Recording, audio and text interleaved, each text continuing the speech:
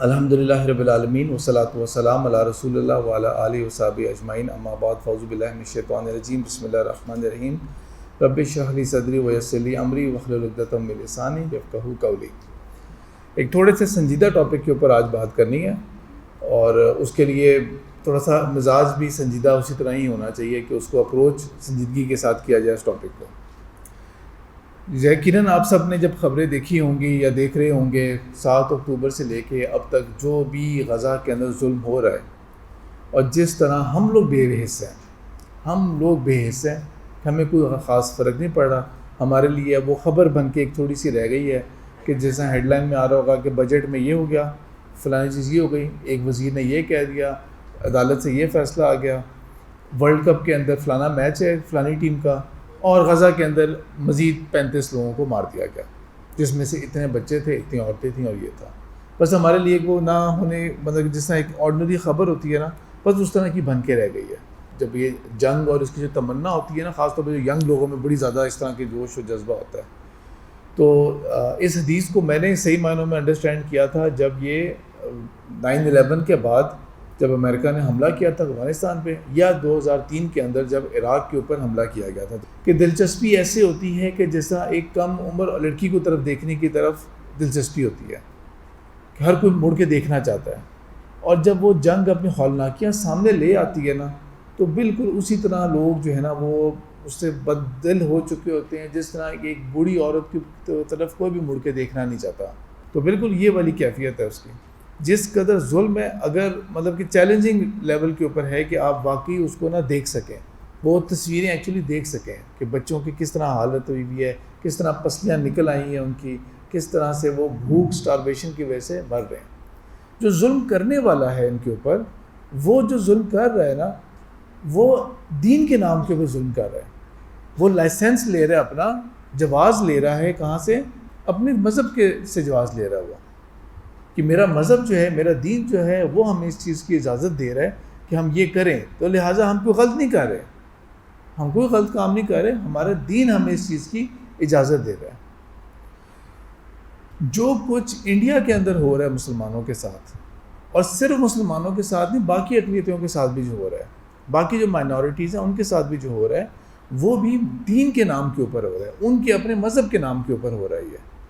وہ اس کو ایسا نہیں ہے کہ سیکولر انڈینز ہیں وہ اس کو لیڈ کر رہے ہیں، بلکہ جو سیکولر وائسز ہیں وہ اس کو کنڈیم کر رہی ہیں، جو ریلیجس فنیٹکس ہیں وہ اس کو لیڈ کر رہے ہیں کہ جہاں چاہ رہے ہیں کہ مسلمان دور کے بعد، جس طرح وہ خبر ایک آئی کہ وہ چرچ کو آگ لگا دی گئی، ایک نن کو زندہ جلا دیا گیا، ایک سسٹر نن جو ہوتی ہے اس کا ریپ ہوا اس کا، پھر مسلمانوں کے ادھر چھوٹی چھوٹی چیزوں کے اوپر الزام لگنے کے اوپر پورے گھروں کو آگ لگا دی، ایریا کو آگ لگا دی، لنچنگ کر کے، یعنی کہ مار کے کسی کو ہلاک کر دیا، قتل کر دیا۔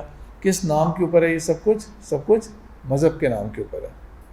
2013 کے اندر اور 2014 کے اندر نا ایک بڑی انہونی چیز ہوئی تھی۔ وہ مذاہب دنیا کے جن کو جنرلی سمجھا جاتا ہے کہ وہ بہت امن پسند ہے، ان کے اندر کوئی ایسی چیز نہیں ہے کہ تلوار اٹھانی اور کچھ کرنا ہے ان میں سے ایک مذہب جو ہے وہ بت مت کا مذہب ہے، بدھسٹ، وہ اس میں کاؤنٹ ہوتا ہے۔ تو وہ جنرلی اسپیکنگ نا، وہ ان کا کیا ہوتا ہے کہ انہوں نے اپنا بس کونے میں بیٹھ جانا ہے انہوں نے، اور اپنے ایک طرح کا اپنے آپ کو سمجھانے کے لیے کہہ رہا ہوں، اپنے دین کے حساب سے انہوں نے خانقاہیں بنانی ہے، اور انہوں نے اس کے اندر نا لانگ جو ہے نا، انہوں نے اس کے اندر بیٹھ کے بس وہ سیلف انالیسس کرتے رہنا ہے، اپنا تزکیہ کرتے رہنا ہے انہوں نے۔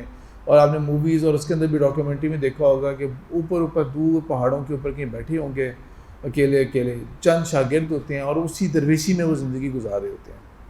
اور ان کا جو لیڈر ہے دلائی لاما جو ہے، وہ بھی کس قدر، دلائی لاما ایک بندے کا نام نہیں ہے، وہ ان کا ایک ٹائٹل ہوتا ہے جو ہر بندے کو ملتا رہتا ہے۔ تو آج کل کا جو دلائی لاما ہے، وہ جب آئے گا تو اس کو آپ سرچ کرتے ہیں، وہ آئے گا، اس کے بعد پھر نیکسٹ کسی اور کو وہ ٹائٹل مل جائے گا۔ تو وہ آپ دیکھیں کہ وہ بھی بالکل درویشوں کی بات کرے گا، درویشوں والا انداز ہوگا اس کا، کبھی لگزریس کپڑے نہیں پہنے ہوں گے آپ نے، اور ہمیشہ یہ امن کی بات کرتے تھے، کیونکہ بدھا جو تھا وہ خود اس نے ہمیشہ اس چیز کی بات کی تھی، دینے کی بات کی تھی ہمیشہ۔ لیکن اس کے فالوورز نے کس قدر برے طریقے سے مسلمانوں کو اور کرسچنس کو، اسپیشلی یہ سری لنکا کے اندر یہ ہوا تھا 2013-2014 کے اندر۔ کرسچینٹی کو اگر آپ دیکھیں گے نا، تو مثال کے طور پہ یہ کہ جب اسپین سے مسلمانوں کو نکالا گیا تھا تو وہ لوگ بولتے ہیں، وہ جو پروسیس تھا نا پورا نکالنے کا، اس کو انگلش میں بولتے ہیں اسپینش انکوزیشن. اصل میں تو اسپینش کا ورڈ تھا وہ، لیکن اس کی انگلش ٹرانسلیشن جو ہے نا وہ اسپینش انکوزیشن ہے. کس طرح سے انہوں نے نکالا تھا، اور ہاربل لیول کے کرائمز کیے تھے انہوں نے، ہاربل لیول کے کرائمز کیے تھے. میس گریوز تھیں اس کے اندر، اپنی چرچز کے اندر یہ کرائمز ہوئے تھے.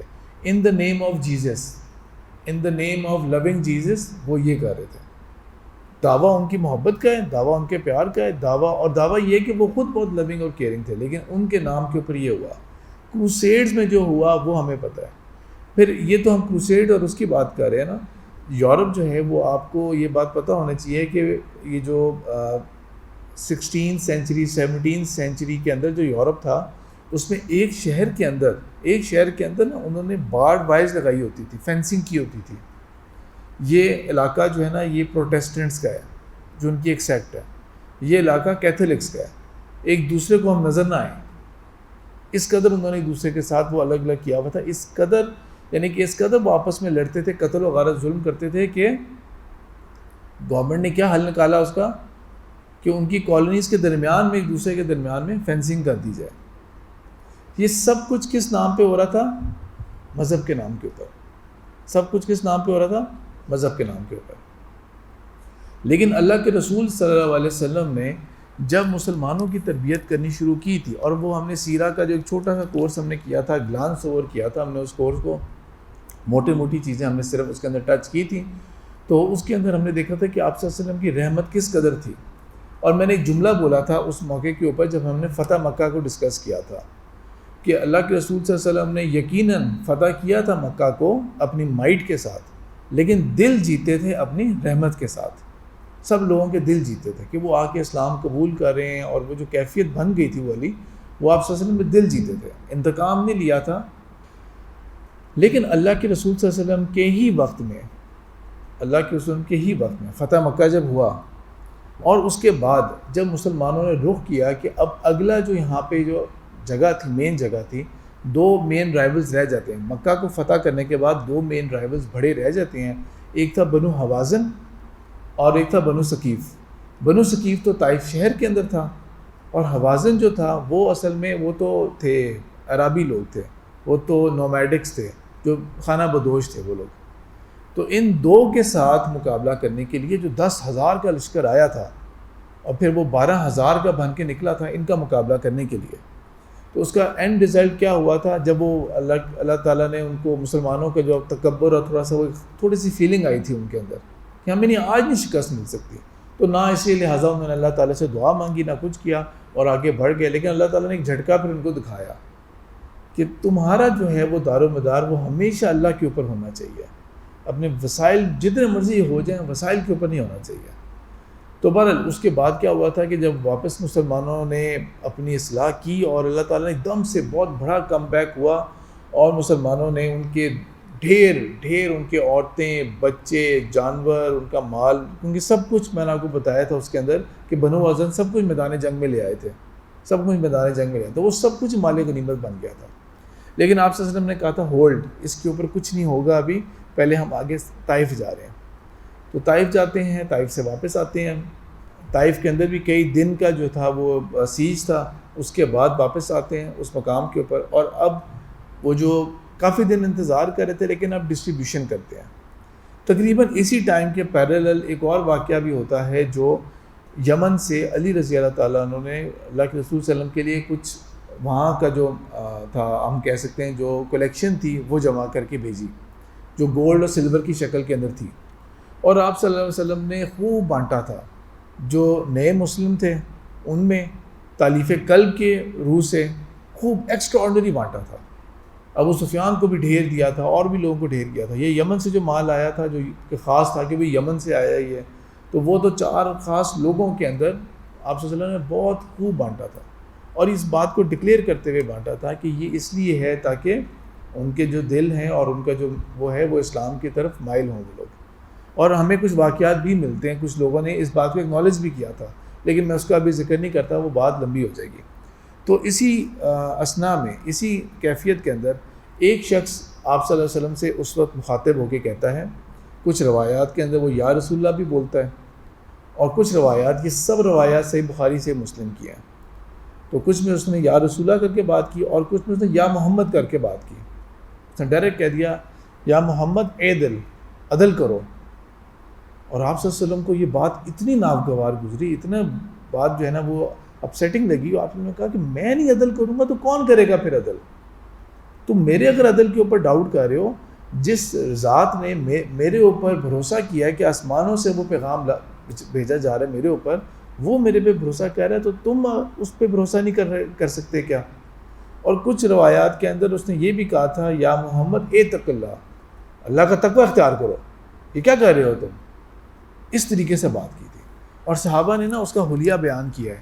جو مین روایات ہیں نا ان کے اندر اس کی بیک گراؤنڈ پرسنالٹی کا بہت زیادہ ذکر نہیں ہے، حلیہ اس کا بیان کیا کہ بہت کروڈ قسم کا بندہ تھا، بنو تمیم سے اس کا تعلق تھا. حالانکہ میں نے سیرہ میں آپ کو بنو تمیم کے بارے میں آخر نے ایک تعریف بھی کی ہوئی ہے، وہ بات بھی بتائی تھی. باقی جو قبائل تھے نا ان کی قبول اسلام کو میں نے زیادہ نہیں ٹچ کیا تھا، لیکن بنو تمیم کا ہم نے واقعہ پڑھا تھا.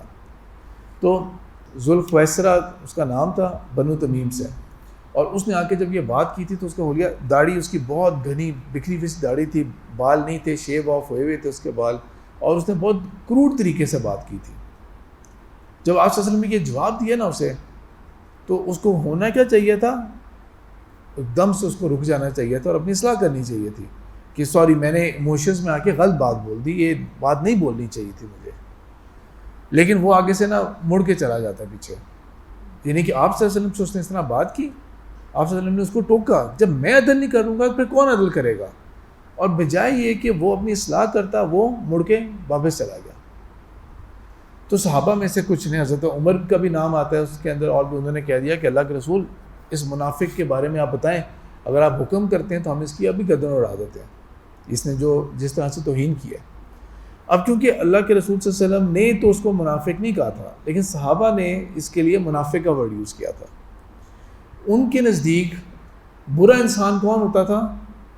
منافق ہوتا تھا، کیونکہ انہوں نے مدینہ میں اس طرح کے ایلیمنٹس کو بہت زیادہ سفر کیا تھا.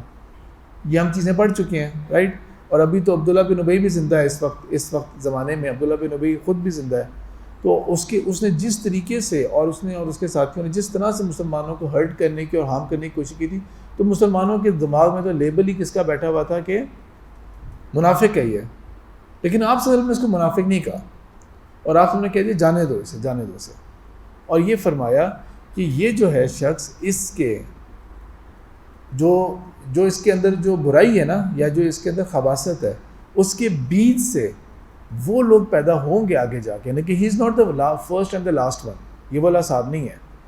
اس سے وہ سوچ اور وہ آگے پیدا ہوگی، وہ لوگ اس امت میں ایسے لوگ آئیں گے جن کے بارے میں پھر آپ صلی اللہ علیہ وسلم نے فرمایا کہ ان کی یعنی کہ وہ اتنے شدید ہوں گے دین میں اور عبادت میں. یہ منافق کی کوالٹیز نہیں ہوتی تھی، ٹھیک ہے. منافق کے بارے میں کیا آتا ہے؟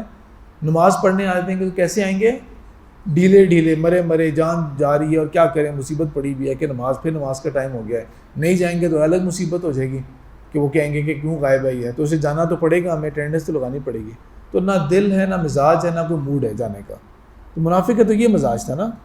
لیکن ان کے بارے میں آپ نے فرمایا کہ تم ان کو قرآن پڑھتے دیکھو گے، تو صحابہ سے کہا تھا، ابو سعید خدری رضی اللہ تعالیٰ عنہ سے روایتی حدیث ہے کہ تم جب ان کو نماز پڑھتے دیکھو گے تو تم اپنی نمازوں کو حقیر جانو گے. ایسی نمازیں پڑھنے والے ہوں گے یہ. اب میں ایکسپلین کر رہا ہوں آگے تھوڑا سا آپ کو.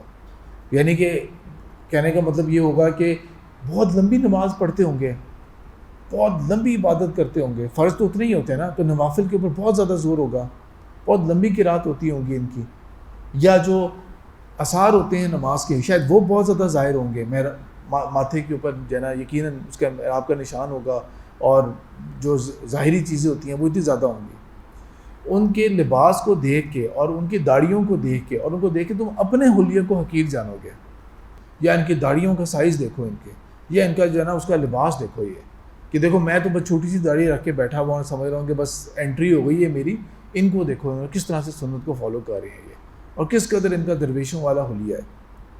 یہ آپ صلی اللہ علیہ وسلم نے ان کے بارے میں یہ بات بتائی تھی والی کہ تم ان کو دیکھ کے اپنے آپ کو حقیر جانو گے. اور یہ صحابہ سے کہہ رہے ہیں جو میرے اور آپ کے لیے رول ماڈلز ہیں، رائٹ.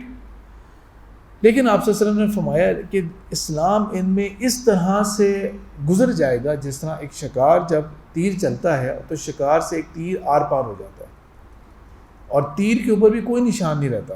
اس کی ڈیٹیل آپ صلی اللہ علیہ وسلم نے حدیث میں پوری بتائی ہے کہ شکاری اس کو آگے سے دیکھے گا، پیچھے دیکھے گا، اس کو لے گا تیر تو بالکل ایز اف کہ آلموسٹ صاف ستھرا ہے، شاید کوئی چھوٹا سا نشان نظر آئے گا اسے، لیکن ادروائز اپیرنٹلی لگے گا کہ تیر بالکل صاف ہے، یعنی کہ شکار کو لگا اور آر پار ہو گیا. تو سمجھانے کا کیا مطلب ہے؟ سمجھانے کا مطلب یہ ہے کہ یہ ان لوگوں کے آگے اسلام جو ہوگا نا وہ اس میں سے کچھ بھی حاصل نہیں کریں گے. اسلام آیا اور ساتھ ہی چلا گیا ان کے اندر سے.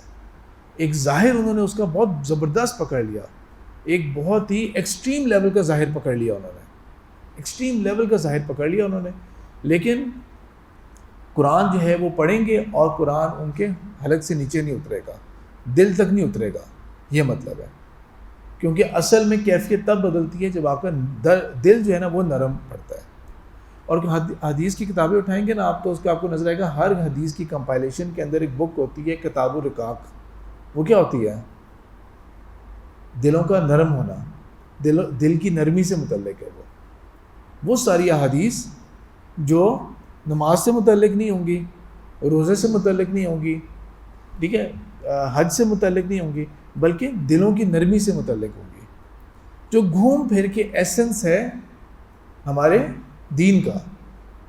ہمارے اخلاق کے اندر اگر ریفلیکشن نظر نہیں آئے گی اس چیز کی تو پھر وہ چیز جو ہے نا اس کا مطلب یہ ہے کہ آپ کا اوپر سے ظاہری اسلام آیا، آپ کا اندر تک پینیٹریٹ نہیں ہوا ہے. جو موسٹ امیزنگ چیز ہے نا وہ یہ ہے کہ یہ ہم آج کل کے زمانے کی بات نہیں کر رہے، ہم بات ہی آپ صلی اللہ علیہ وسلم کے اپنے زمانے کی کر رہے ہیں. تو جو دو ورسٹ گروپس ہیں نا امت کے، جو ورسٹ گروپس ہیں وہ آپ صلی اللہ علیہ وسلم کے ہی دور میں آپ صلی اللہ علیہ وسلم کی اپنی آنکھوں کے سامنے پیدا ہوئے تھے. ایک منافقین اور دوسرا یہ گروپ، ٹھیک ہے، اس کا نام آگے جا کے میں بتاتا ہوں بھی آپ کو. تو آپ صلی اللہ علیہ وسلم نے اس کو مارنے سے منع کر دیا. ایک تو حکمت یہ ہو گئی کہ ایسا نہیں ہے کہ ایک اکیلا بندہ یہ ہے، یہ ایک بیماری ایسی ہے یہ جو بیج چھوڑ کے گیا ہے نا اس سے وہ پروان چڑھیں گے آگے جا کے. تو ایسا نہیں ہے کہ اس کو قتل کرنے سے مسئلہ حل ہو جائے گا. اور دوسرا آپ صلی اللہ علیہ وسلم نے یہ بات بتائی، میں یہ نہیں چاہتا کہ لوگ جو ہے نا اس بات کو لے کے بیٹھ جائیں کہ محمد اپنے ساتھیوں کو قتل کرتے تھے، تو لہٰذا آئندہ آنے والے لوگ بھی، یعنی کہ حکمت کیا ہے، آئندہ آنے والے لوگ بھی جس کو چاہیں قتل کر دیں اپنی مرضی کا الزام لگا کے. بالکل اسی طرح جس طرح ایک منافق کے بارے میں نہ ہمیں تو ڈکلیئر کرنے کی بھی اجازت نہیں ہے کہ تم منافق ہو، رائٹ، ہمیں تو ڈکلیئر کرنے کی بھی اجازت نہیں ہے، تو کہاں اس کو ہم کچھ سزا دیں گے، کہاں ہم اس کو کچھ سزا دیں گے. ہاں اس کا کوئی اور چیز پکڑی جائے، اس کی غداری ثابت ہو جائے، پکڑی جائے، اس کی کوئی اور ایسی چیز ہو جائے، وہ ایک الگ معاملہ ہوگا، پھر اس چیز کی سزائے. لیکن منافقت کی شریعت میں کوئی سزا ہی نہیں ہے سرے سے. قتل کی سزا ہے، چوری کی سزا ہے، منافقت کی کوئی سزا نہیں ہے شریعت کے اندر. تو یہ اللہ کے رسول صلی اللہ علیہ وسلم کے اپنے دور، اپنے زمانے، اپنے حالات کے اندر یہ چیز پروان چڑھی تھی. اور صحیح معنی کے اندر یہ ایک فتنہ بنا تھا. کب جا کے؟ علی رضی اللہ تعالیٰ عنہ کے دور میں جا کے. حضرت عثمان رضی اللہ تعالیٰ عنہ کے دور کے اندر یہ مسئلہ جو تھا نا، یہ فتنہ جو تھا یہ اٹھنا شروع ہوا تھا. اور حضرت علی کے دور میں یہ صحیح معلوم ہے، جسے کہتے ہیں نا جس نے امت کو ہرٹ کیا تھا، یہ وہ اس لیول پہ پہنچا تھا. اور ہوا کیا تھا اس کے اندر کہ حضرت علی رضی اللہ تعالیٰ عنہ کی خلافت جب ہوئی تھی، جب وہ خلیفہ بنے تھے، تو جو گورنر تھے حضرت عثمان کے دور کے اندر، امیر معاویہ، جو کہاں کے گورنر تھے؟ دمشق طرف کے، شام کے، اور one of the most powerful governors تھے، بہت انفلوئنشل تھے، اور ان کے اپنے لوگ ان کو بڑا پسند کرتے تھے. یعنی کہ ایسا نہیں ہے کہ وہ پاپولر نہیں تھے اپنے علاقے کے اندر. انہوں نے علی رضی اللہ تعالیٰ عنہ کو خلیفہ ماننے سے انکار کر دیا تھا اور اپنی وجوہات بیان کی تھی. اپنی وجوہات جو بیان کی تھی ان میں یہ بھی تھا کہ عثمان کے جو قاتل ہیں ان کا بدلہ لیں پہلے. لیکن میں اس کی ابھی ڈیٹیل میں نہیں جاؤں گا کہ وہ کیا وجہ تھی، کہ حضرت علی کے پاس کیا جواز تھا، اور انہوں نے کیوں اس کو مطلب کہ اس کو یہ کہا تھا کہ کہاں سے شروع کروں گا کہاں ختم کروں گا، اور اس کا جو حساب ہوگا کہاں سے شروع ہوگا کہاں ختم کروں گا. اینی وے اس کے نتیجے میں بہت افسوسناک واقعات ہوتے ہیں ہماری تاریخ کے اندر، اور ان میں سے ایک جنگ جمل بھی ہے. جو عائشہ رضی اللہ تعالیٰ عنہ ایک سائڈ پہ لیڈ کر رہی تھیں، علی رضی اللہ تعالیٰ عنہ ایک سائڈ پہ لیڈ کر رہے تھے، اور اس کے اینڈ میں جا کے عائشہ رضی اللہ تعالیٰ عنہ نے اپنی غلطی کا احساس ہو گیا تھا انہیں کہ میں غلطی پر ہوں۔ پھر اس کے بعد ایک اور جنگ ہوتی ہے، وہ تھی جنگ صفین، جو کہ امیر معاویہ کی فوجیں اور علی رضی اللہ تعالیٰ عنہ کی فوج کے درمیان میں تھی، اور علی رضی اللہ تعالیٰ عنہ جو تھے انہوں نے پھر یہ چاہا تھا کہ اس طرح تو امت جو ہے وہ آپس میں کٹتی رہے گی، اس طرح تو ہم لوگ آپس میں لڑتے رہیں گے اور کرتے رہیں گے، تو ہمیں ایک آربیٹریشن کی ضرورت ہے۔ میں اب ڈیٹیل آپ کو بالکل سکپ کر دیا ڈیٹیل، اور اصل موضوع آپ لوگ اس کے اوپر فوکس کریں ابھی۔ تو وہاں پر پھر کیا ہوتا ہے، جب حضرت علی اس بات کو آربیٹریشن کے اوپر کہتے ہیں نا کہ ہم آربیٹریٹ کرتے ہیں، صلح کرتے ہیں اس کے اندر، اور ٹھیک ہے آپ اپنی طرف سے ایک ڈیلیگیشن بنا کے بھیجیں، ہم اپنی طرف سے ایک ڈیلیگیشن بناتے ہیں۔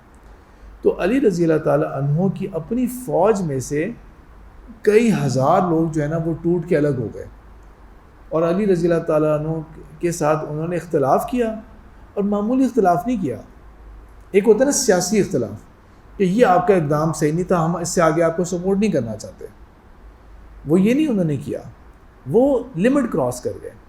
انہوں نے کیا کہا، پہلے انہوں نے کہہ دیا کہ آپ نے جو آربیٹریشن کی ہے کہ آپ کہہ رہے ہیں کہ ہم آپس میں حاکم اپنے میں سے بھیجتے ہیں اور آپ حاکم مؤتمن میں سے بھیجتے ہیں، جب کہ اللہ نے تو کہا ہوا ان الحکم الا للہ، جب کہ اللہ نے کہا ہے کہ حاکم تو صرف اللہ ہے، فیصلہ تو صرف اللہ کا چلے گا، تو آپ نے انسانوں کو کر دیا ہے۔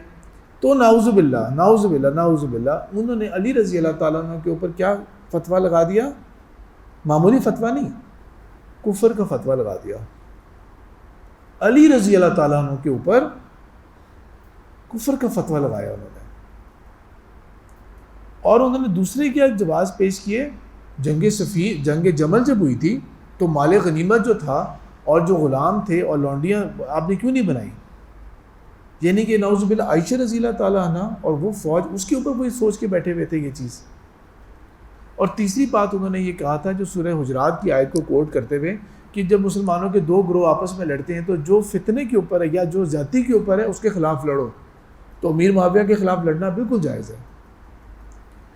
تو اس کے اوپر پھر علی رضی اللہ تعالیٰ عنہ نے عبداللہ بن عباس رضی اللہ تعالیٰ عنہ کو بھیجا تھا، اور ان کو جا کے کہا تھا کہ آپ جا کے نا ان میں جا کے بات چیت کریں۔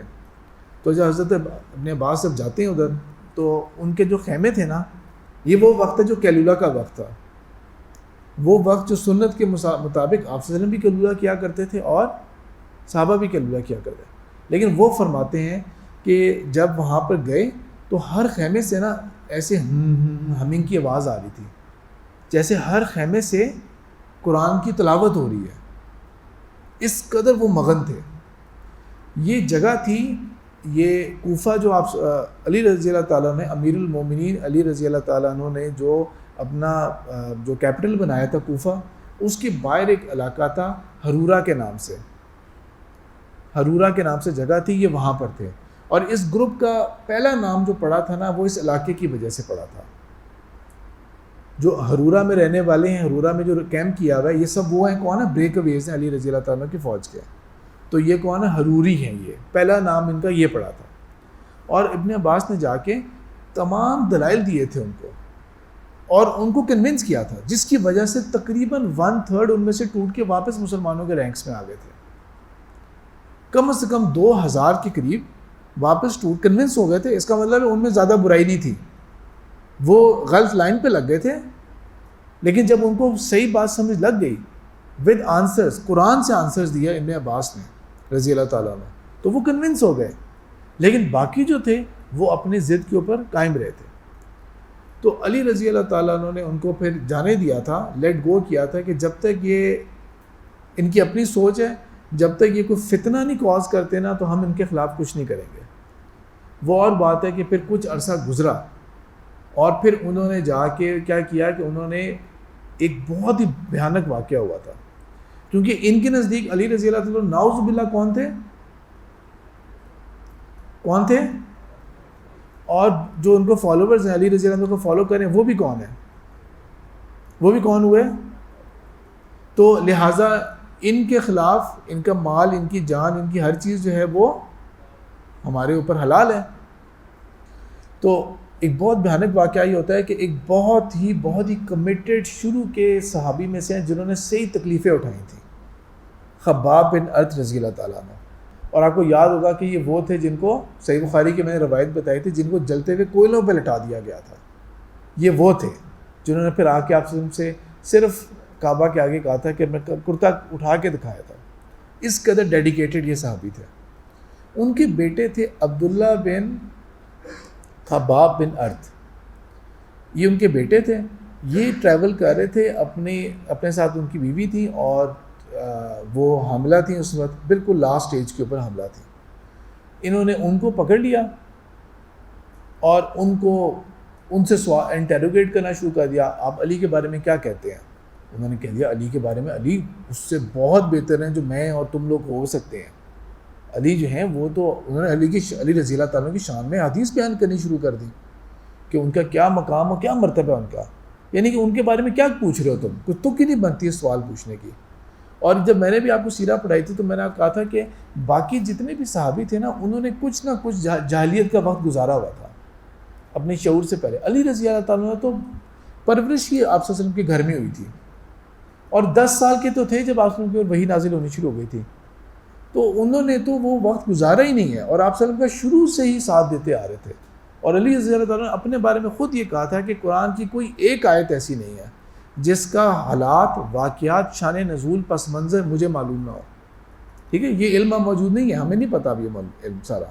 کتنے موقعوں کے اوپر اگر آپ نے خود بھی تفسیر دیکھی ہو نا کہ کنفلکٹ ہوتا ہے کہ شاید یہ رائے، کچھ جگہوں کے بارے میں معلوم بھی نہیں ہے کہ یہ آیات کب کی ہیں، اس کے بارے میں یہ بھی کنفرم نہیں ہوتا کہ یہ حصہ مکی ہے مدنی، یعنی کہ اتنا ہیوج ڈفرینس ہے، لیکن ایون یہ بھی کلیئر نہیں ہے. لیکن علی رضی اللہ تعالیٰ کہہ رہے ہیں کہ کوئی ایسی چیز نہیں ہے جس کے بارے میں مجھے معلوم نہ ہو یہ بتا. تو ان کے بارے میں سوال پوچھتے ہو.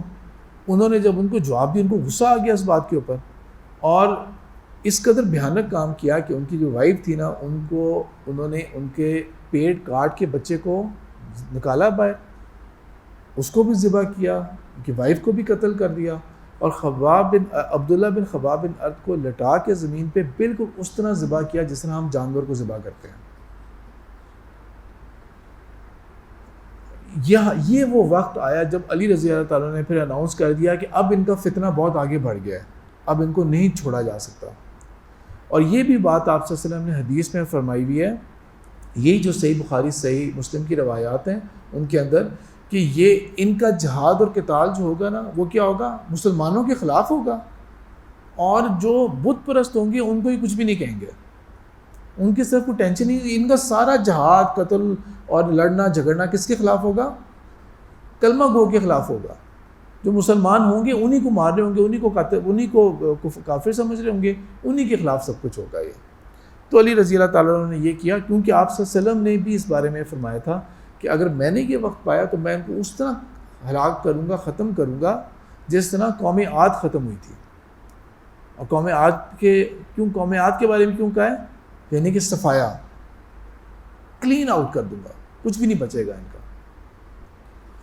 جہاں تک میں نے ابھی آپ کو بات بتائی ہے نا، اس کے بعد علی رضی اللہ تعالیٰ نے کہا اب وہ جو جنگوں کا سلسلہ تھا وہ ان کے خلاف شروع ہوتا ہے اب یہ، اور پھر اس کے نتیجے میں بالآخر کامیابی مسلمانوں کو حاصل ہوتی ہے. صرف مٹھی بھر چند لوگ بھاگ جاتے ہیں میدان سے، باقی سب قتل ہوتے ہیں.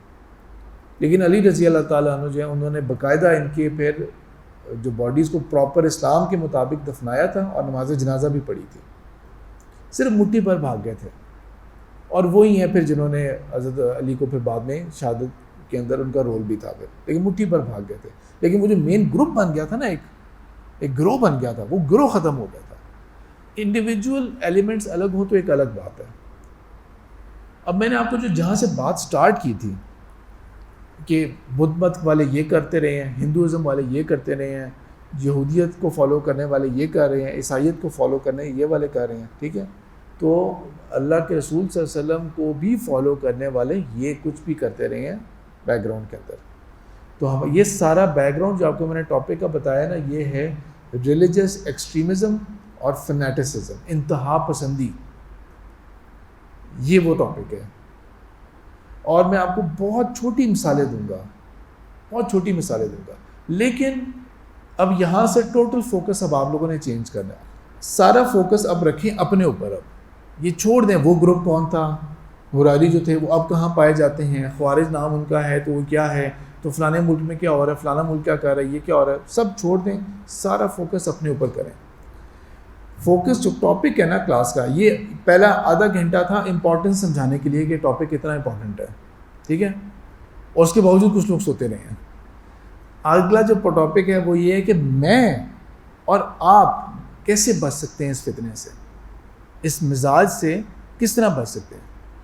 کیونکہ جیسے دین پڑھتے ہیں ہم لوگ تو خیال کیا آتا ہے، جتنا زیادہ میں کروں گا نا دین پہ عمل اتنا ہی کم ہے، جتنا بھی میں نے کر لیا نا اتنا کم ہے.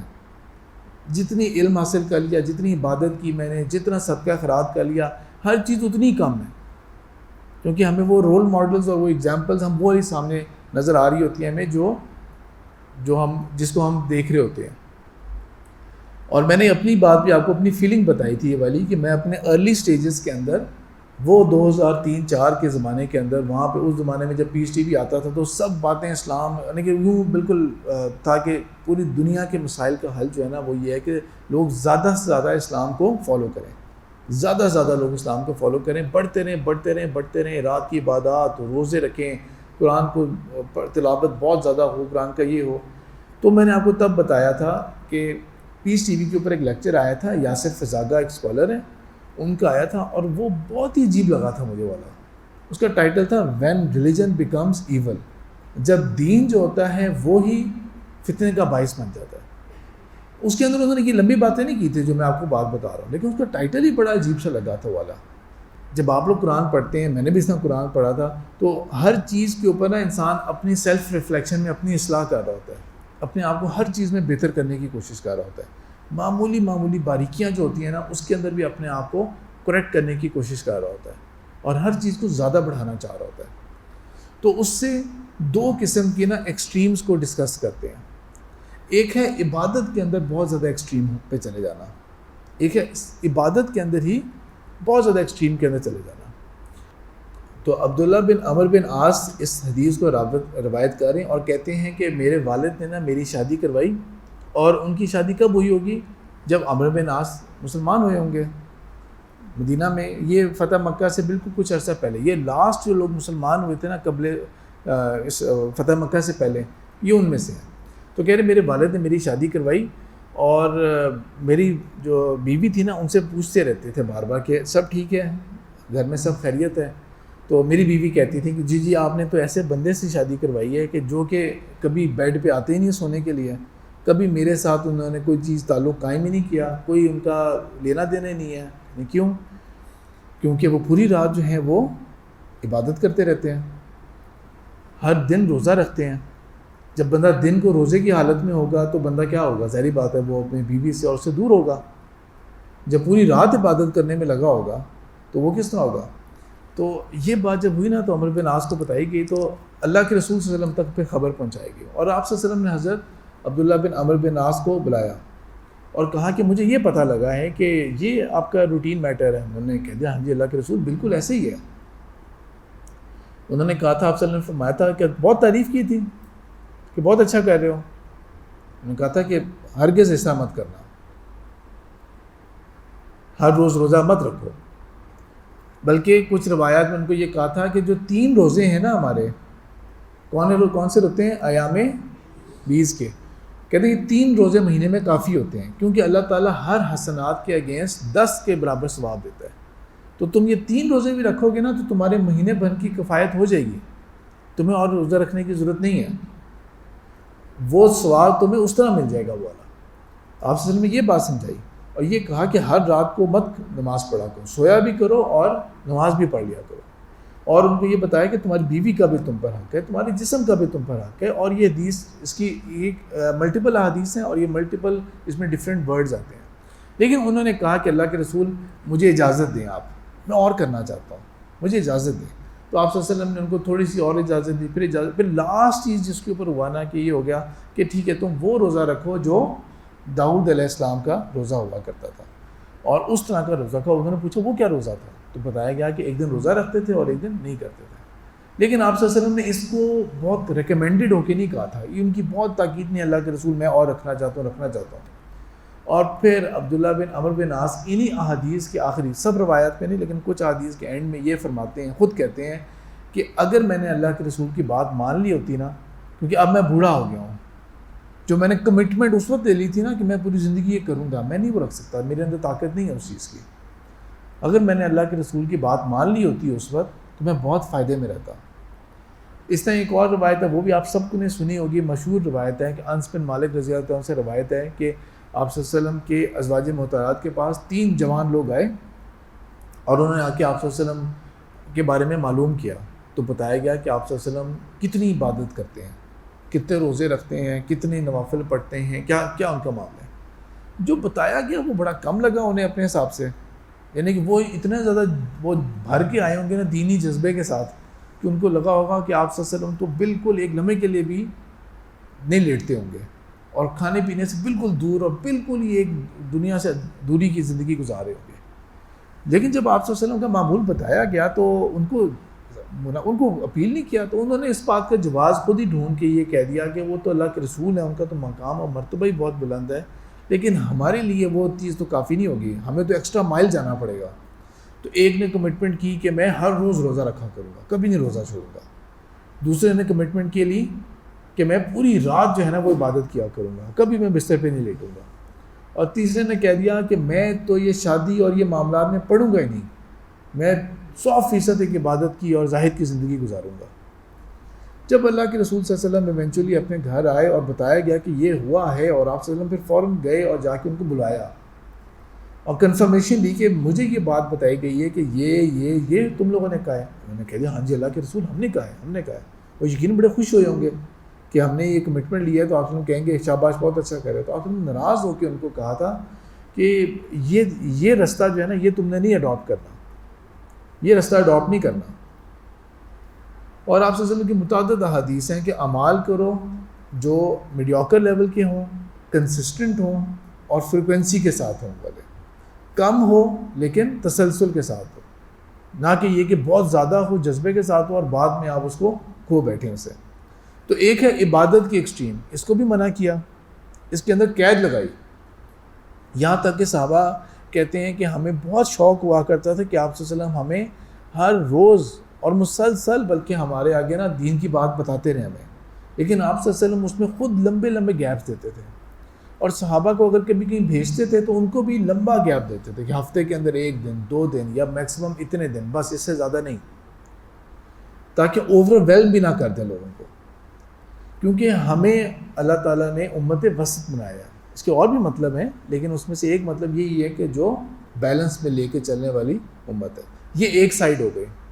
اب دوسری سائیڈ کے اوپر آتے ہیں، یہ عبادات والی سائیڈ تھی، ٹھیک ہے. اب دوسری سائیڈ ایٹیٹیوڈ والی سائیڈ، ایٹیٹیوڈ والی سائیڈ کی طرف آتے ہیں ہم لوگ، ٹھیک ہے.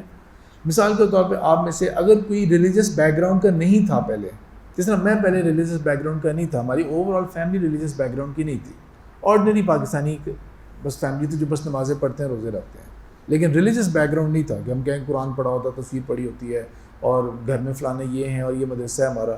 جس کا ریلیجس بیک گراؤنڈ نہیں ہے، جو نیا اس سائڈ پہ آیا تھا، تو جو شروع کی چیزیں ہیں جو آپ لوگوں کی ہماری بہت زیادہ اصلاح ہونی شروع ہوتی ہے نا، ان میں سے مثال کے طور پہ ایک چیز کیا ہوتی ہے کہ نہیں آپ نے تھینک یو نہیں کہنا، بلکہ کیا کہنا ہے؟ جزاک اللہ کہنا ہے.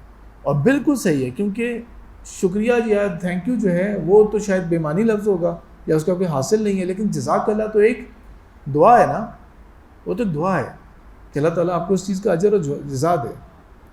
لیکن اس میں اب آپ لوگ بتائیں ہارڈ لائن کیا ہے اس کے اندر، اس میں فنیٹسزم کیا ہے، اس میں انتہا پسندی کیا ہے؟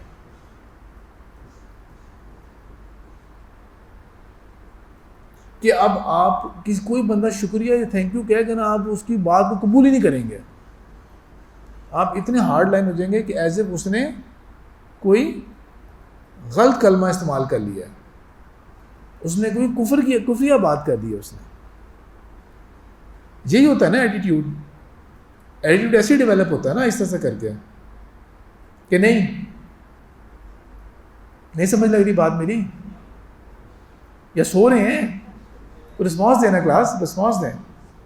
ایٹیٹیوڈ ایسے ڈیولپ ہوتا ہے نا کہ جو چیز مستحب ہے، بہتر ہے، لیکن ہم اس کو اس درجے میں کھینچنا شروع ہو جاتے ہیں کہ ہم اس کو حلال حرام کا مسئلہ بنا دیتے ہیں کہ ایز اف کہ کسی کا تھینک یو، تھینکس، شکریہ کہہ دینا وہ تو ایسے کہ جیسے آپ نے کوئی بہت ہی غلط کلمات استعمال کر لیے.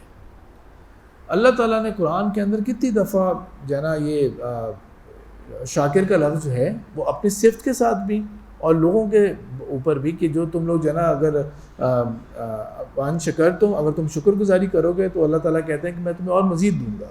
اللہ تعالیٰ شاکر علیم اپنے آپ کے بارے میں بھی یہ کہتے ہیں، یہ لفظ استعمال کرتے ہیں کہ اللہ تعالیٰ خود جو ہے وہ شکر گزار ہوتا ہے.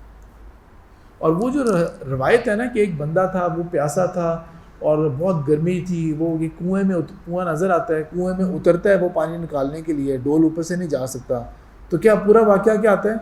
وہ پانی میں اترتا ہے، پانی پیتا ہے، باہر نکلتا ہے تو کیا نظر آتا ہے اسے ایک کتا نظر آتا ہے، وہ بھی برے حال میں پیاسا ہے. تو وہ واپس جائے گا کنویں کے اندر، اتنی محنت دوبارہ کرے گا. اس کے پاس خود تو پانی پی لیا تھا اس نے، لیکن اب اس کے پاس کوئی پیالہ نہیں ہے. تو وہ کیا کرتا ہے، اپنا جوتا اس میں پانی بھرے گا، اتنی محنت کر کے اوپر آئے گا، کتے کے آگے رکھے گا، کتا اسے پی لے گا. تو اللہ تعالیٰ نے اس حدیث کے اینڈ میں آپ نے کیا فرمایا ہے؟ الفاظ کیا آتے ہیں؟ شاکر اللہ، اللہ تعالیٰ اس کا شکر گزار ہوا، اس بندے کا، اللہ تعالیٰ اس بندے کا شکر گزار ہوا.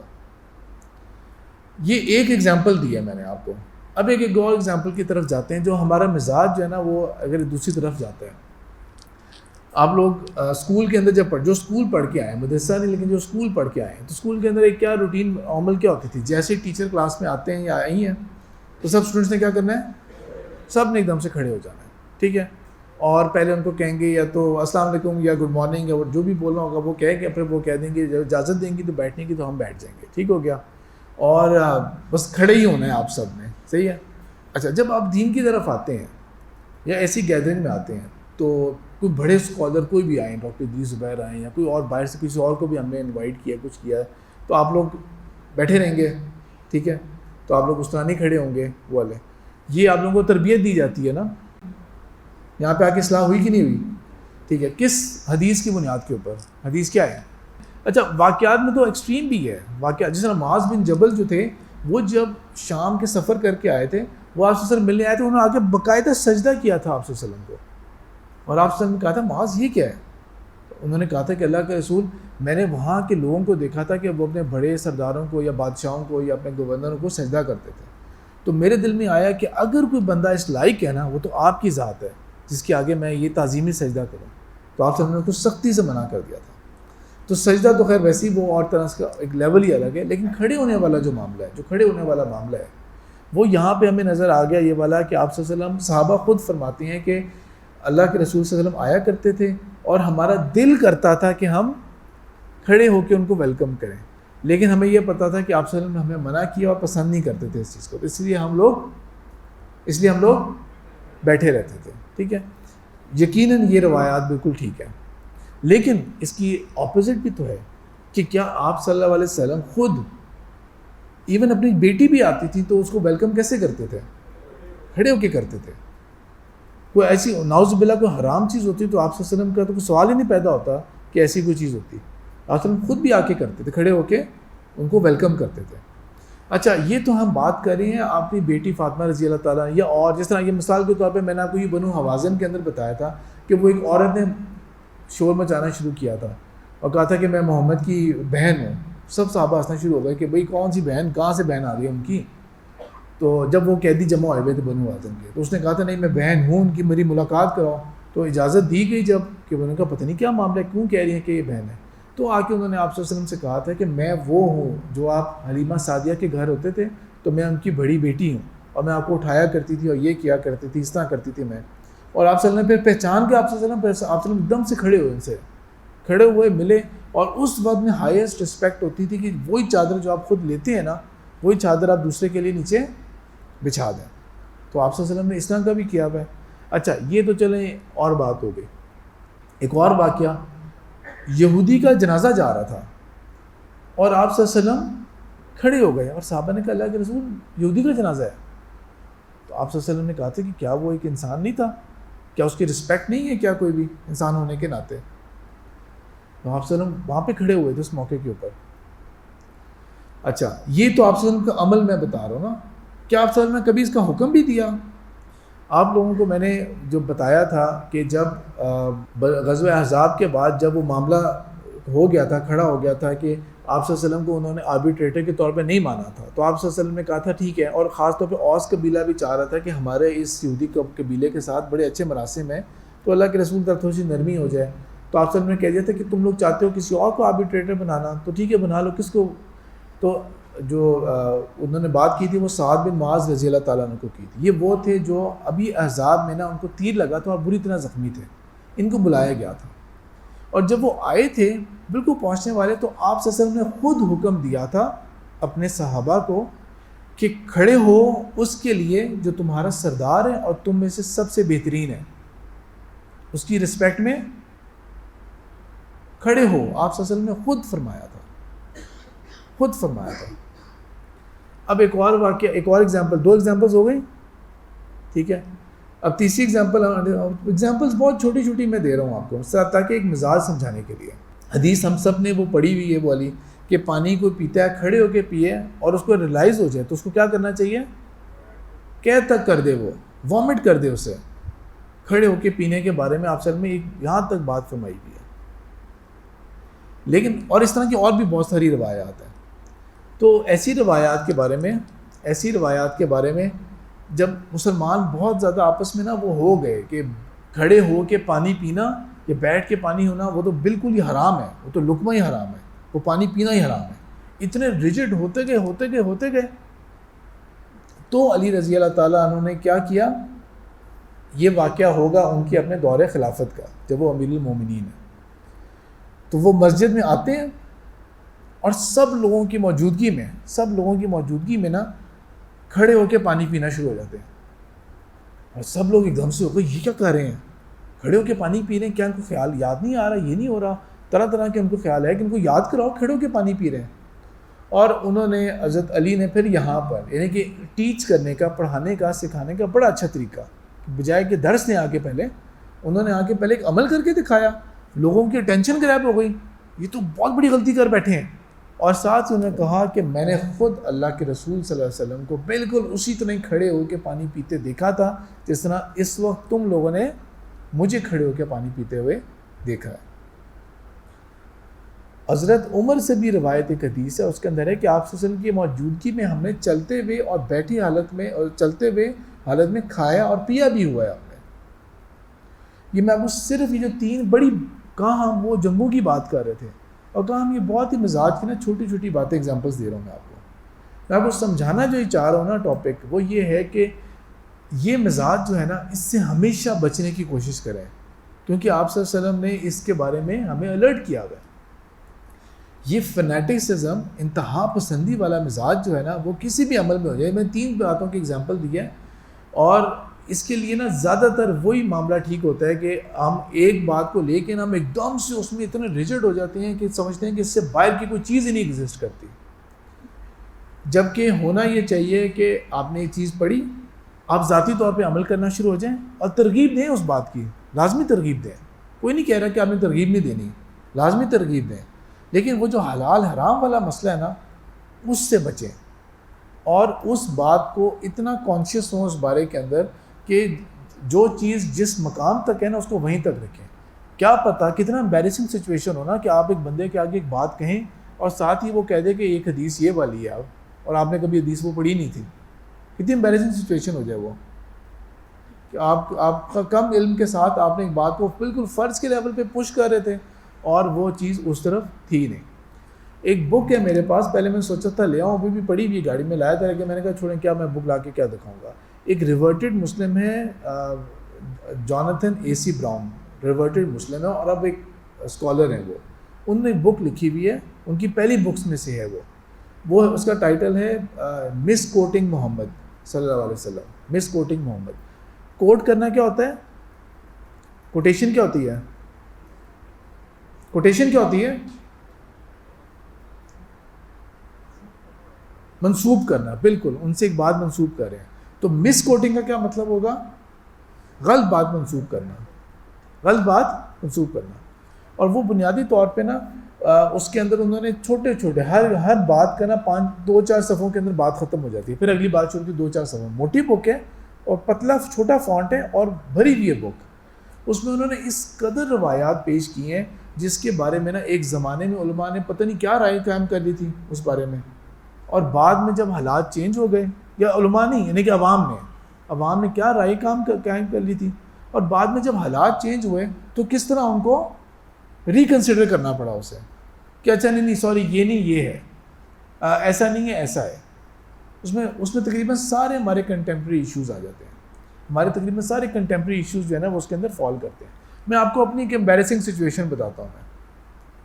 میں نے ایک نہیں کتنے اسکالرس کے آگے یہ بات یہ سنی یہ والی کہ شب برات کوئی چیز نہیں ہوتی, 15 شعبان کوئی چیز نہیں ہے, اور بغیر اس چیز کے اوپر زیادہ ذاتی طور پہ اسٹڈی کیے میں نے ان کے اوپر اعتماد کیا کہ جی یہ کہہ رہے ہیں فلانے اسکالر کہہ رہے ہیں تو بالکل صحیح بات ہوگی, بالکل صحیح بات ہوگی, کیونکہ کوئی چیز ہی نہیں ہے ہی نہیں کوئی حقیقت, 100% باطل تصورات ہیں. اور کتنا عرصہ کتنے لوگوں کے آگے میں یہ بات کرتا رہا جس کو میں ٹریس بیک بھی نہیں کر سکتا کہ میں نے کتنوں کے آگے بات یہ کہی کہ یہ بالکل یہ ہے یہ ہے ہی نہیں, کوئی چیز ہی نہیں ہے, کوئی چیز ہی نہیں ہے, یہ رات ہی نہیں کوئی ایگزسٹ کرتی, سب کچھ من گھڑت ہے.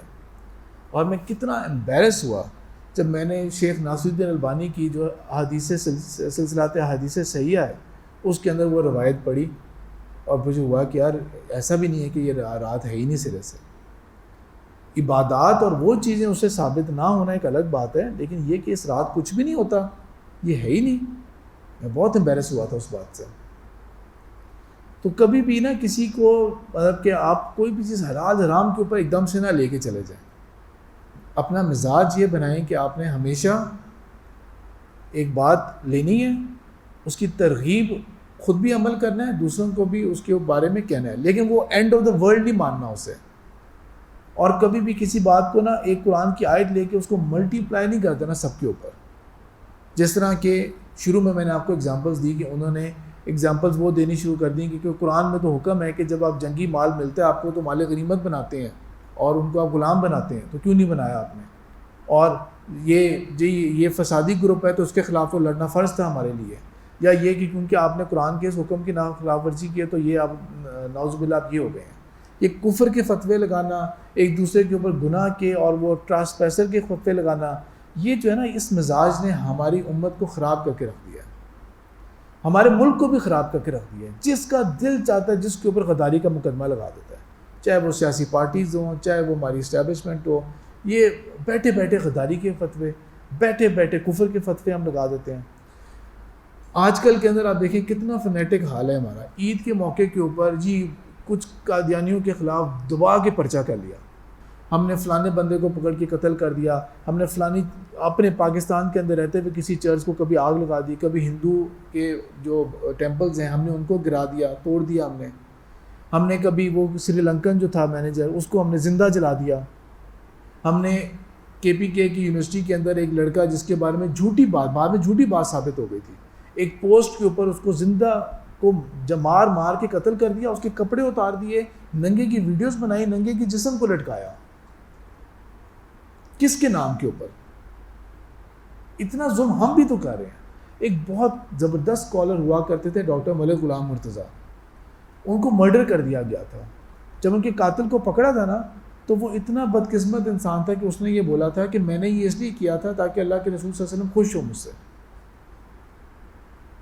اتنا وہ ٹیکن فار اے رائڈ ہو گیا تھا. وہ انتہا پسندی, فنیٹسزم, اس کے بارے میں آپ میں صحیح بخاری میں فرمایا ہے. یہ تو بات ہو گئی تھی, ابھی تک ہم جتنا بھی ڈسکس کر رہے تھے نا وہ اس وقت کے حالات کی بات تھی. اس میں یہ بھی فرمایا تھا کہ یہاں سے مشرق سے یہ گروپ آئے گا, یہ ہوگا. لیکن جو اگلی میں حدیث آپ کے سامنے ابھی بیان کر رہا ہوں وہ ہے کہ آخری زمانے کے بارے میں آپ صلی اللہ علیہ وسلم نے فرمایا ہے کہ کچھ لوگ ایسا, ایک گروپ ایسا آئے گا اور اس کی خاصیت یہ ہوگی کہ یہ کم عمر لوگ ہوں گے. قیامت کے نزدیک, یہ صحیح بخاری کی حدیث ہے یہ والی کتاب المناقب کے اندر, کہ قیامت کے نزدیک کم عمر لوگ ہوں گے, وہ کم عقل لوگ ہوں گے, اور صفحا بے وقوف ہوں گے, وہ کم سمجھ ہوں گے. باتیں وہ کریں گے جو دنیا کی بہترین باتیں ہوں گی, لیکن ان کا عمل جو ہوگا وہ بالکل اس کے برعکس ہوگا, بالکل اسلام کے برعکس ہوگا وہ. اور اس کے بارے میں بھی وہی تیر شکار ایسے حلق سے نیچے قرآن ہی اترے گا, اور تیر ایسے گزر جائے گا جس طرح شکار سے وہ گزرتا ہے. اور آپ صلی اللہ علیہ وسلم نے اس کے بارے میں بھی فرمایا کہ اس کو جب پاؤ گے تو ان کے خلاف تم لوگوں نے لڑنا ہے، ان کے خلاف تم لوگوں نے لڑنا ہے. اور یہ اس طرح کے جو تھاٹس اور گروپس ہیں نا، یہ بھی ہمارے اس کے اندر ہسٹری کے اندر آتی رہی ہیں. One of the worst examples جو آج سے 10 سال پہلے شام اور عراق میں پیدا ہوئی تھیں، کس نام سے؟ داعش کے نام سے. جو داعش کے نام سے پیدا ہوئے تھے، وہ اسکول آف تھاٹ کیا تھا ان کا؟ پکے کٹر سلفی تھے وہ، پکے کٹر سلفی تھے وہ. امام ابن تیمیہ کو کوٹ کرتے تھے. حکمت نہیں سمجھتے تھے امام ابن تیمیہ کی باتوں کی کہ انہوں نے کیا بات کس کانٹیکس میں کی تھی. اور آپ وہ دیکھیں کہ آپ لوگ تو شاید نہ، آپ لوگوں نے ایج کم ہو یا دوسرا، ہر کچھ عرصے بعد ایک فارنر کو پکڑتے تھے یا کسی کو وہاں سے پکڑتے تھے عراق سے، اور اس کی ویڈیو آتی تھی، اس کو ویڈیو میں ذبح کرتے ہوئے دکھاتے تھے. بالکل اسی طرح جس طرح عبداللہ بن خباب بن ارد کے ساتھ واقعہ ہوا تھا، بالکل اس طرح کی ویڈیوز میں آ کے اپلوڈ ہوا. سارا جہاد کے تال ان کا مسلمانوں کے خلاف تھا، سارا جہاد کے تال جو تھا ان کا وہ مسلمانوں کے خلاف تھا. یا جس طرح میں نے آپ کو 1979 کا ایک واقعہ بتایا تھا، شاید آپ لوگوں کو بتایا تھا یا کسی اور کو، جب مکہ کو سیج کر لیا گیا تھا، جنازے کے بہانے لوگ گھسے تھے کہ جنازے جا رہے ہیں. آپ کو پتہ ہے نا وہاں پہ اجتماعی وہ نماز جنازہ پڑھا جاتا ہے نماز کے بعد، تو جنازہ جا رہا ہے. اصل میں اس کے اندر ہتھیار تھے، خود میت کے آئے تھے اور کعبے کا سیج کر دیا تھا. اور ہمارے کم عقل لوگوں نے اٹھا کے امریکن ایمبیسی پہ حملہ کر دیا تھا، آگ لگانے کی کوشش کی تھی، اس کو لگائی بھی تھی آگ کہ جی یہ ان کی امریکوں کی اور یہودیوں کی سازش ہے. بعد میں پتہ لگا کہ نہیں یار وہ تو لوکل تھا، ایک وہی کم عقل کم سمجھ نوجوان ایج کے اپنے آپ کو مہدی سمجھ کے بیٹھا ہوا بندہ، اور کٹر سیلفی اسکول آف تھاٹ کا. تو آپ لوگوں نے اپنے آپ کو ایکسٹریمزم سے بچانا ہے، انتہا پسندی سے بچانا ہے. یہ ڈرفٹ اس طرف آئے گا. یہ ایک انیوژل ٹاپک ہے میں آپ کے ساتھ جو ڈسکس کر رہا ہوں، ٹھیک ہے. اپنے آپ کو ہمیشہ جنا انتہا پسندی سے، ایسے گروہوں سے، اور خود بھی اپنے مزاج کو نا اس چیز سے بچانا ہے کہ ایک دوسرے کو ایک دم سے کھڑے جنا فتویٰ اور یہ دینا شروع کر دیا. آپ سب نے کہا تھا آسانیاں پیدا کرنے والے بنو. آپ سب نے فرمایا دین آسان ہے، اور جو کوئی اس میں مشکل پیدا کرنے کی کوشش کرے گا تو دین اس کے اوپر غالب آ جائے گا اور وہ شکست کھائے گا وہ شخص. ٹھیک ہے. امت وسط ہمیں بنایا ہے. آپ لوگ جو ہیں اب جس طرح 11 بیچ ہو گیا یہ، اب اگر میں اس کو ٹریس بیک کروں نا تو ہمارے پاس جتنے بھی بیچز پیچھے نکل چکے ہیں تو اور کچھ نہیں، تو میں اگر 50 کی بھی میں ایوریج نکالوں کہ چلو 50 تک تو گریجویٹس نکلے ہوں گے نا، تو اس وقت کم سے کم 500 تو ہونے چاہیے جو گریجویٹس نکلے ہوں. یہ جو آپ لوگوں کا آخری مہینہ ہوتا ہے نا، اس کے بعد تو اپنے ذہن میں تو فیلنگ اور تھاٹ یہ ہوتی ہے کہ یار آپ لوگ تو بس ابھی یہاں سے نکلیں گے ڈگری یہ کمپلیٹ کر کے، اور کہ جو آپ لوگوں کے اندر نا 1 سال کے اندر آپ کو قرآن سکھایا اور حدیث سکھائی اور جو چیز آپ کو سکھائی، آپ لوگ تو انشاءاللہ بس چھوٹنے کی دیر ہے اور اس کے بعد آپ لوگ چھا جائیں گے، کمال کام کریں گے آپ لوگ. ٹھیک ہے. جس نے آگے پڑھنا ہوگا وہ خوب جان لگا کے پڑھے گا، جس نے آگے کوئی بزنس ہوگا وہ عروج حاصل کرے گا، جس نے اسکالر بننا ہوگا وہ کمال کرے گا اسکالر بننے کے اندر، جس نے کوئی جاب کرنی ہوگی وہ اس کے اندر کمال کرے گا. ہر کوئی جو ہے نا وہ چمکتا ہوا ستارہ بنے گا ہمارا، اسلام کی صحیح نمائندگی کرے گا. لیکن پتہ نہیں کیوں انفارچونیٹلی ہوتا کیا ہے کہ اسٹوڈنٹس جاتے ہیں، کسی اسٹوڈنٹ سے کبھی ملاقات ہوتی ہے 6 مہینے بعد، سال بعد، کیا کریں آپ؟ جی میں سوچ رہا ہوں میں آج کل کیا کروں، میرے خیال میں یہ کر لیتا ہوں اور یہ وہ، لیکن میں نے یہ اچھا ابھی تک کیا سوچ رہے ہیں؟ 6 مہینے سوچ رہے ہیں آپ. کئی اسٹوڈنٹس ہیں جن کی کچھ سالوں کے بعد ہی ملاقات ہوئی ہے نا، اور ابھی تک وہ لائن ہی نہیں پکڑ پا رہے ہیں. انہوں نے کرنا کیا ہے؟ میرے ذہن میں خیال یہ آتا ہے کہ یار کسی طرح سے نا ہمارے پاس یہ 24 گھنٹے کسی طرح سے یہ ملٹیپلائی ہو جائیں، کہ اتنا کم وقت ہے، اتنا بڑے کام ہے کرنے والے، اتنے زیادہ ہمیں ریسورسز کی ضرورت ہے، اور اس کے اندر بہترین طریقہ یہی ہے کہ جو ینگ لوگ ہیں نا ان کو ایجوکیٹ کریں تاکہ وہ کام ملٹیپلائی کر سکیں. اور یہاں پہ ہم اتنی کھاد ڈالنے کے بعد جو ہے نا وہ بہت کم ہے جو کہ صحیح کوئی پروان چڑھتے ہیں. تو خدا کے لیے آپ یہ نہ کرنا کہ آپ سے بھی میں کچھ سال بعد 6 مہینے بعد ملوں، آپ کہیں ہم سوچ رہے ہیں ہم کیا کریں، ابھی سوچ رہے ہیں کہ ہم نے کیا کرنا ہے. جو آپ لوگوں کے پاس یہاں پہ آپ نے سیکھا ہے اب کچھ کرنا ہے آپ نے آگے بڑھ کے، ٹھیک ہے. جس طرح اقبال نے کہا ہے وقت فرصت ہے کہاں کام ابھی باقی ہے، نور توحید کا اتمام ابھی باقی ہے. تو اللہ تعالیٰ سے دعا ہے کہ اللہ تعالیٰ مجھے اور آپ کو سب سے پہلے تو یہ کہ ہر طرح کی فتنوں سے بچا کے رکھے، ہم سے وہ دین کا کام لے جس کی دین کو اس وقت ضرورت ہے، ہم سے وہ کام لے جس کی اس وقت اس امت کو اشد ضرورت ہے. ہم خیر پھیلانے والے لوگ ہو جائیں، صرف فتنے سے بچنے والے نہ ہوں بلکہ خیر پھیلانے والے لوگ ہم بنیں. سبحانک اللہم و بحمدک نشہد ان لا الہ الا انت نستغفرک و نتوب الیک.